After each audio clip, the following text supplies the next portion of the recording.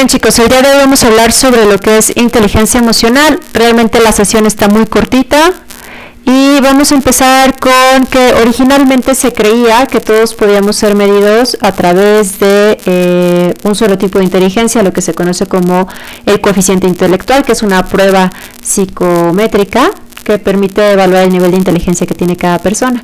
Tiempo después surgió esta teoría de inteligencias múltiples, en la que podemos observar diferentes tipos de habilidades que se van desarrollando y para las cuales pues hay personas que son mejores en unas en comparación con otras, ¿no?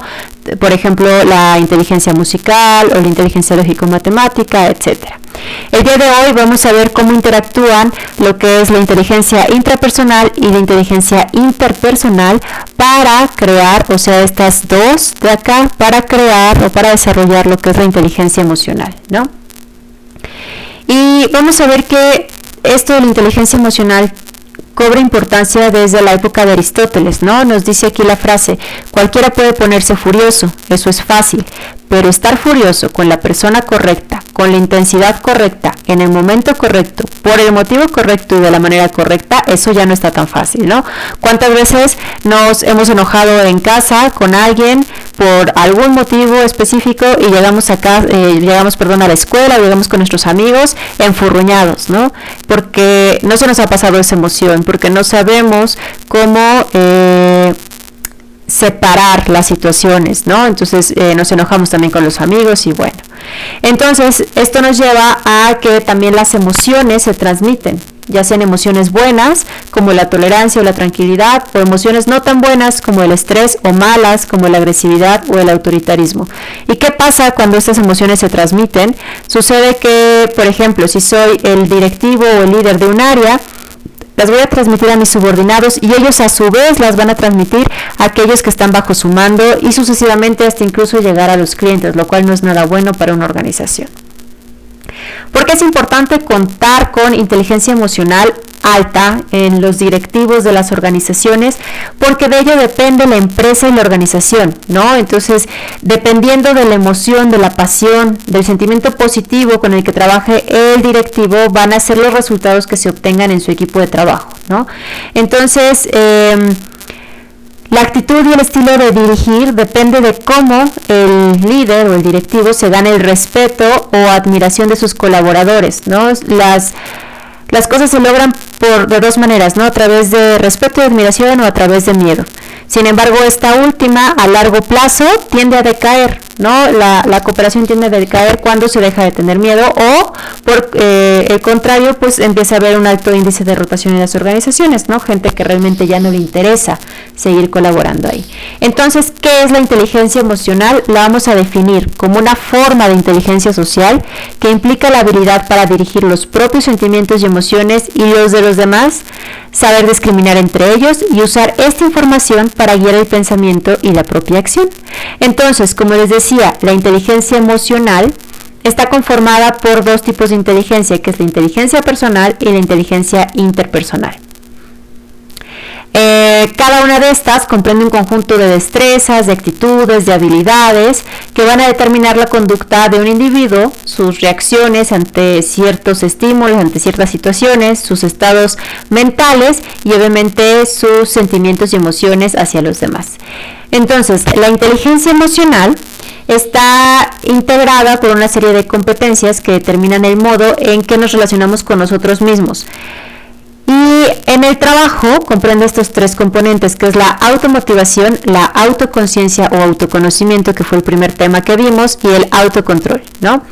Entonces, la automotivación es esta habilidad de mantenernos en una búsqueda continua de conocimiento, de entretenimiento, de todo aquello que haga frente a los problemas y que nos ayude a encontrar soluciones para lograr nuestros objetivos.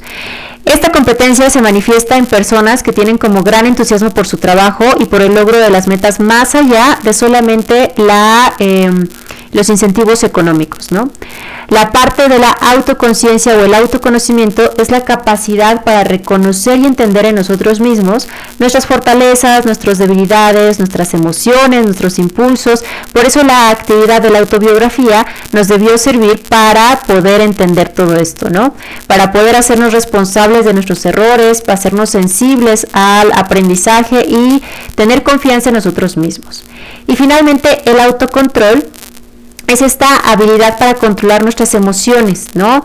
Para poder pensar antes de actuar y evitar los juicios prematuros, el caer en estereotipos y juzgar a las personas sin siquiera conocerlas, ¿no? Generalmente quienes poseen o quienes desarrollan esta competencia son personas sinceras que controlan muy bien las situaciones de estrés y de ansiedad porque son flexibles a los cambios y a las nuevas ideas. Por otro lado, lo que es la inteligencia interpersonal es la habilidad que nos permite entender a los demás, que nos permite desenvolvernos y desarrollarnos en la vida diaria, ¿no? Goleman, que se le conoce como el padre de la inteligencia emocional, menciona que este tipo de inteligencia, la interpersonal, que la vamos a ver más adelante en todo un módulo es de esto, es la que determina la elección de nuestra pareja, de nuestros amigos, que puede determinar el éxito en nuestro trabajo y en los estudios, ¿no? Está compuesta por dos competencias principales, que la mayor de ellas es la empatía, ¿no? El lograr entender a los otros. Esta empatía es como entender las necesidades, los sentimientos, los problemas de los demás, ponernos en sus zapatos e intentar responder correctamente a sus reacciones emocionales, ¿no? Generalmente las personas que desarrollan este tipo de competencia son personas que les gusta escuchar a los demás y que tienen una facilidad para anticiparse a las necesidades de los otros, ¿no?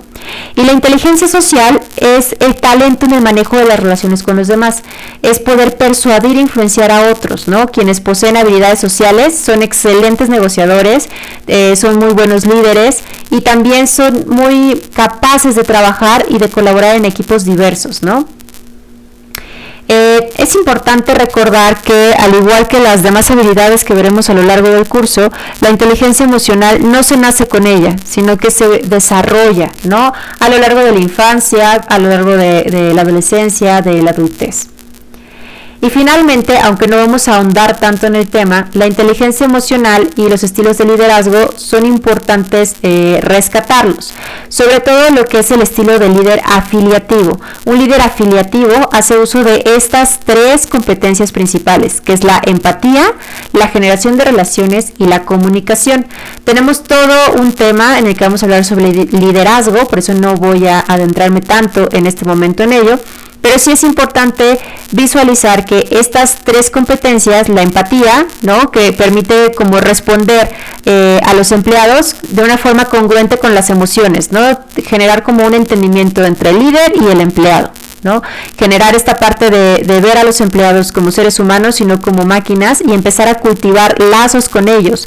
Esta generación de relaciones para tener conocimiento sobre los miembros del equipo, que va a permitir entender mejor, ¿no? Cómo son estos engranes de un reloj maestro. Y finalmente la comunicación, la forma de decir justo lo necesario en el momento preciso, ¿no? Que sea como asertivo. Y esta sesión es muy cortita. Este tema también hay cursos enteros de inteligencia emocional que les recomiendo si pueden tomar alguno de ellos, pero lo resumí mucho en estas pocas diapositivas. Para esta semana la única actividad que tenemos es la participación en la exposición de sus compañeros y no hay ninguna otra actividad. Por lo tanto, disfruten su semana.